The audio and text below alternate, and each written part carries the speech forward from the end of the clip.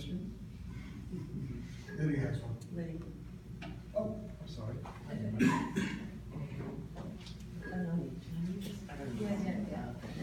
a relatively soft-spoken person. Okay, so one of the things that I think would be essential for this coming two-year term is a code of conduct for RIRA participation. So I wanted you to weigh in on your views on a code of conduct for RIRA. Okay, that's a good question. We didn't quite So the question was, she asked me about, she'd like me to weigh in on ideas for a code of conduct. During meetings or something? Is that what that means? Yes. Yes. Or outside of meetings. In meetings, outside of meetings, conduct toward your fellow volunteers, conduct toward, and this comes from a place where it's very important to me that people who volunteer on this island not have to fear reprisal or slander or any kind of issues from their altruistic efforts.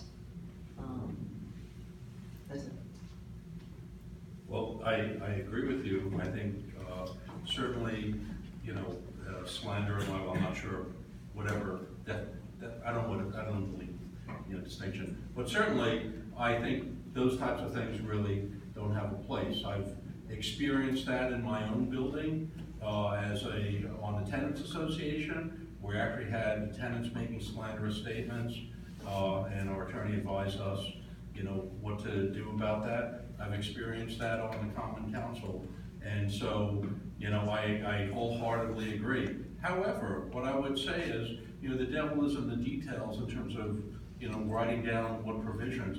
It would be great to see, a code of conduct, but I think you have to, first of all, understand that, well, gee, it needs to apply to everyone, and also needs to apply to a situation where people are passionate and strongly disagree. I remember when I was RIRA president, okay, and I had about 50 people from Eastwood walk in the door because the Eastwood representative, which I'm not going to mention his or her name, brought them over and were interested in voicing their opinion on us right away. I think it was about sub-metering too, the topic.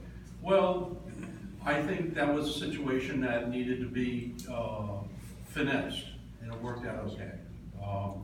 What I think is difficult, though, is that many times if you were to take some of those people who advocate very strongly, or the people who had been subjected to public safety abuse, who advocated very strongly, I think you'd want to understand what type of balance you strike between them voicing concerns about things that have happened to them and their opinions, and a very formalized approach. So certainly I'm open to seeing some ideas, but like I said, it needs to be worked through in an organization where public discourse, and difference of opinion is the norm.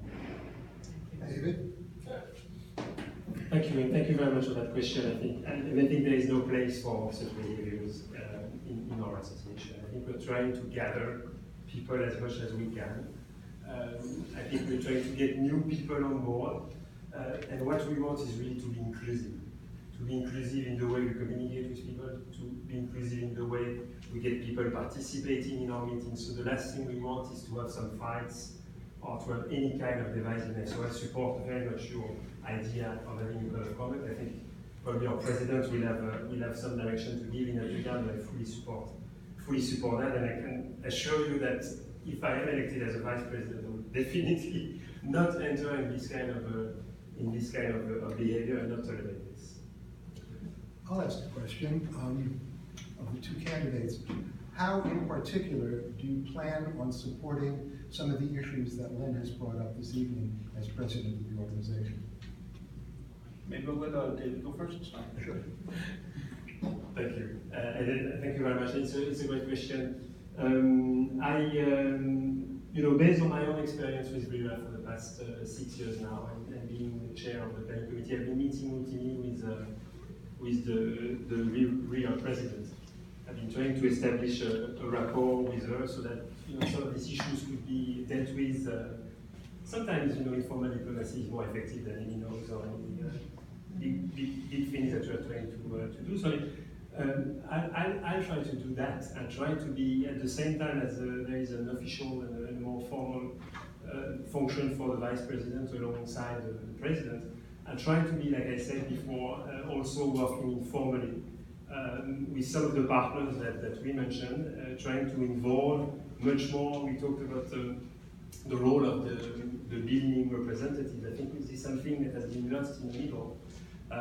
That we are actually elected by buildings, and that the issues within each building are actually to be reflected by some of the elected officials of these buildings. So I think these are the kinds of issues that we need to see resurface, and I would like to actually encourage much more coordination for greater effectiveness into the functioning of the RIRA organization among the committees themselves, within the buildings. I know some buildings, for instance, Octagon, are much more organized than others in the way they deal with their issue. I think we can learn from some of the best practices that are out there, and we don't actually capitalize on that sufficiently. And I would like, as a vice president, to be able to actually bring that aboard to improve both the effectiveness and accountability of the. Thank you. Well, let's see, first of all, I think Matt has said that when he said how much time, it's like it's a lot of time, okay? And I think, and I'm sure Lynn has a lot of time to run this, but I would say she can definitely benefit from someone who can help her and partner with her on the number of committees and the actual work that gets done. I know it sounds simple, just to give it to the RIRA president and they call the meetings and stuff, but it's actually a lot of work, and to do the kind of thing that Lynn had suggested, which would be to have sort of like regular meetings, the planning committee meets on the first Tuesday of the month, and so on like that.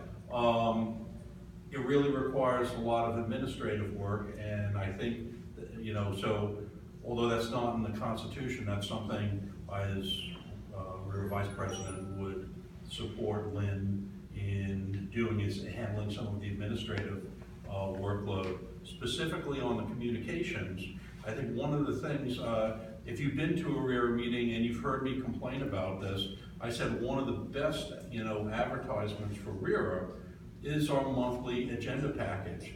If you had seen our agenda package every month, okay, what had gone out, you'd be pretty impressed. You'd see the Island Services Committee with 10 things, many of the things you've heard about, or the Public Safety Committee, dealing with some security issues, whether it be, and I'm not going to name any buildings, this building, that building, or whatever, okay?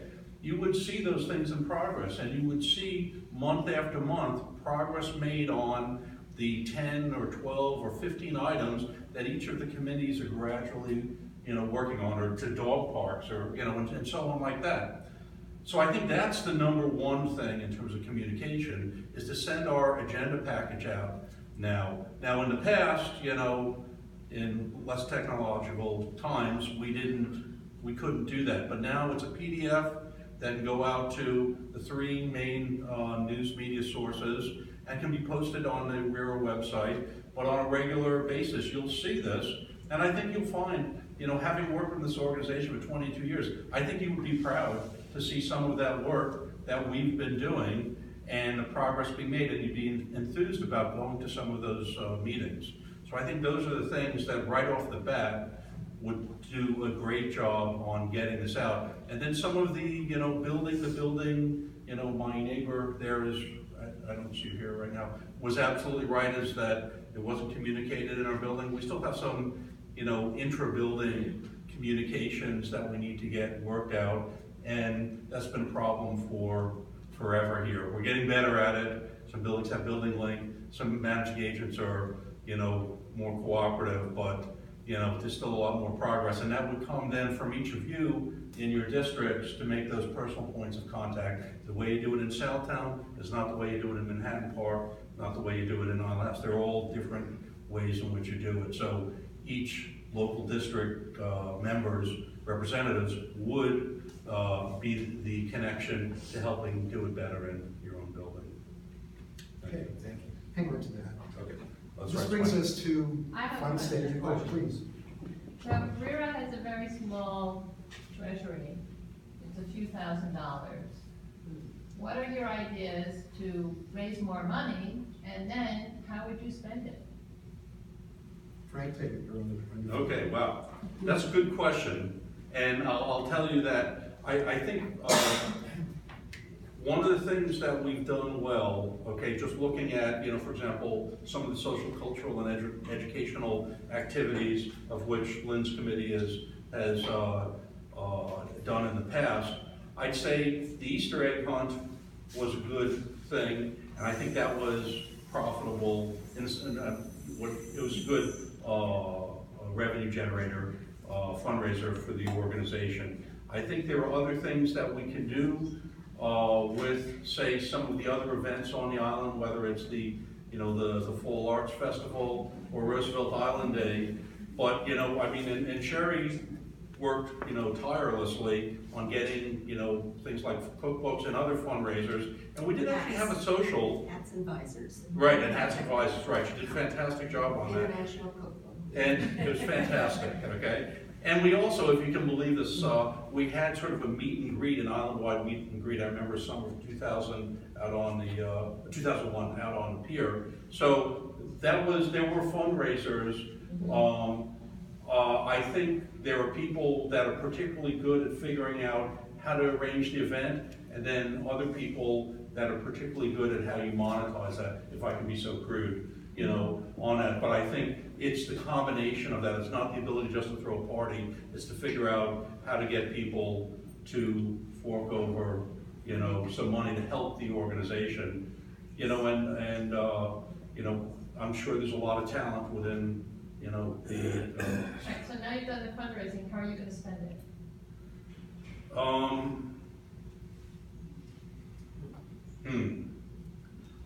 I think, first of all, one of the things that I think that RIRA, there are a lot of service organizations on the island, so everything from youth to adult and so on like that. I don't think RIRA really should be totally in the service business, okay? We provide some, community organization. We're definitely the entity that represents the residents, and we do have some events that seem to, be very popular and also, good from a fundraising point of view.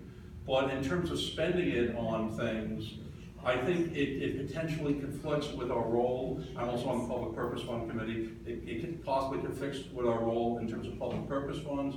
It also may compete with some of the other island organizations.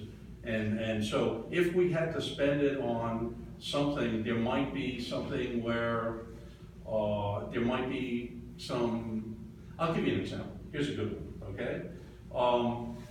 We had this water fountain problem, okay, where there's carcinogen. And actually the carcinogen rate is pretty high. You or possibly your kids drank from that fountain. And it's unclear how long it went back. There are a lot of problems on that.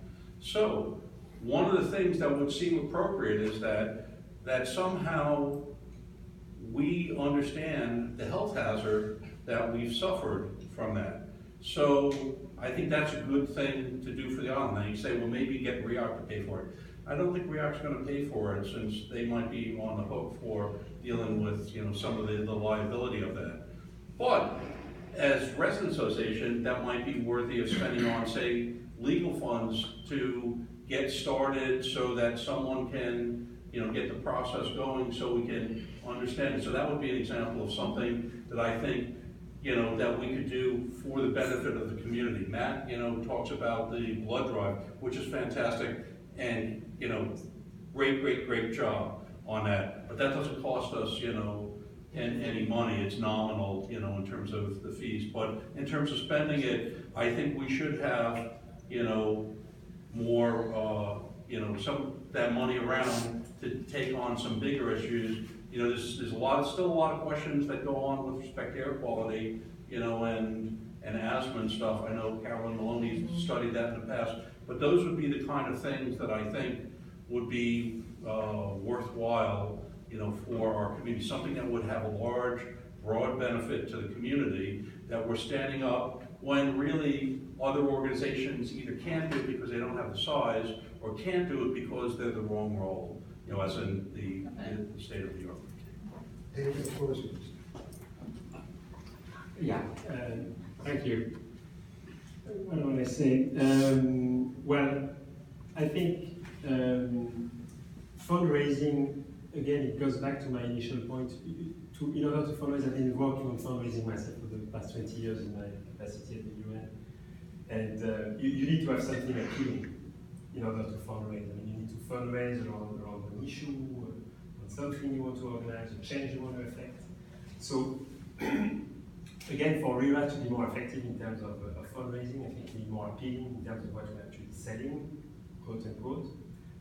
And if we have something that actually captures attention, something that we do that's valuable to the community, I think we can make a difference, and then maybe get some interest by some donors on the island primarily, but also beyond the island. I'm thinking maybe we could work with some of our elected officials to actually expand the possibilities of RIRA's fundraising.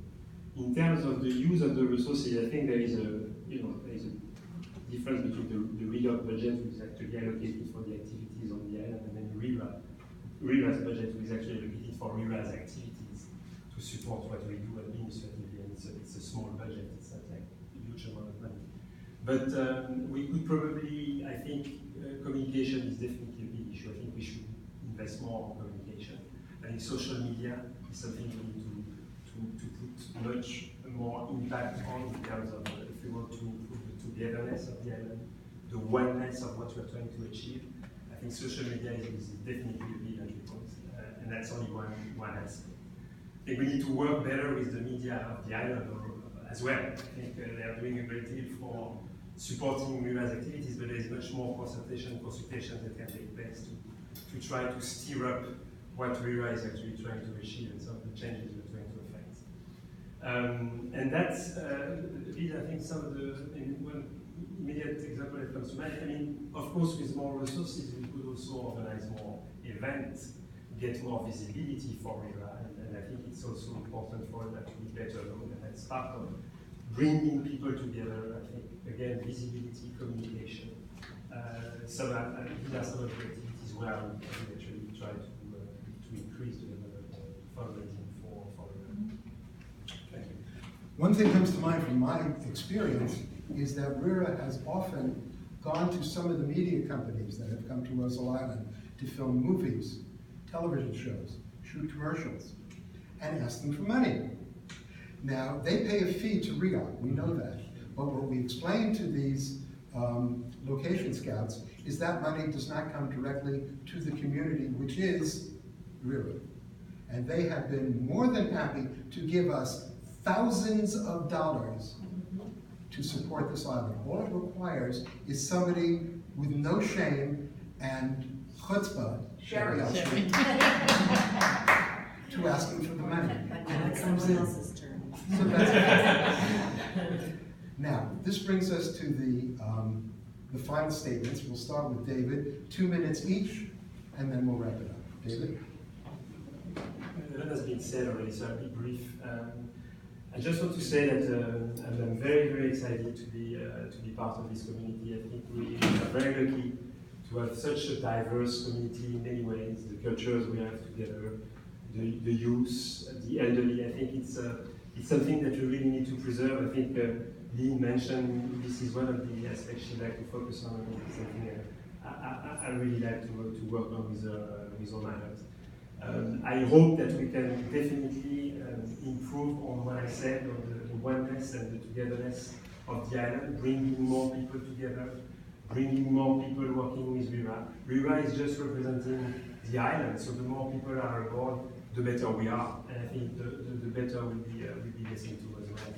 So I'm bringing my experience, my own personal experience, my own experience of living on the island. I've been living in Eastwood, Manhattan Park, and in Bellevue, and I've been working with the planning committees. There's a lot of issues on the agenda, and I hope that many of you will actually trigger some greater interest and that we will be able to together achieve much more than we have so far. Thank you. Thank you, Frank.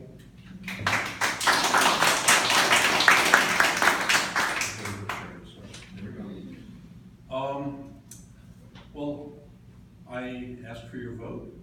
I look forward to working for you in a, whatever, island-wide capacity. I've been involved in a lot of things on this island. I think anyone who knows me knows I have a passion for this, and I have the drive, the willingness to go through, learn things, talk to people, write reports, investigate things, and so on.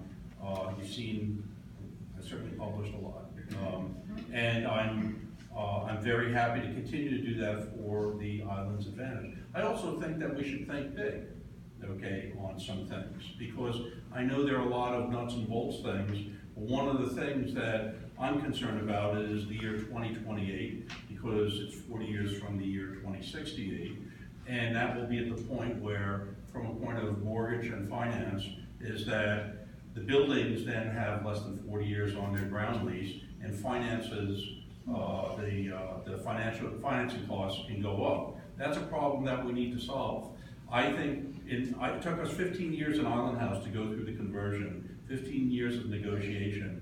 We're 10 years away from 2028. This is a big project that's going to affect everyone, everyone's rent, and everyone's mortgage. And this is stuff that I have experience and the clout and the reputation to do, and the state people and city people know that too. So there's a handful of us that can speak that language and have the track record to stand up to it. So I look forward to working on that. I look forward to looking at some of the issues with the retail space. As I said, I think, you know, they're all legal issues, but I'll save that for a position paper another day. Anyway, thank you, vote for me. I look forward to working with you and hearing your input. Thank you.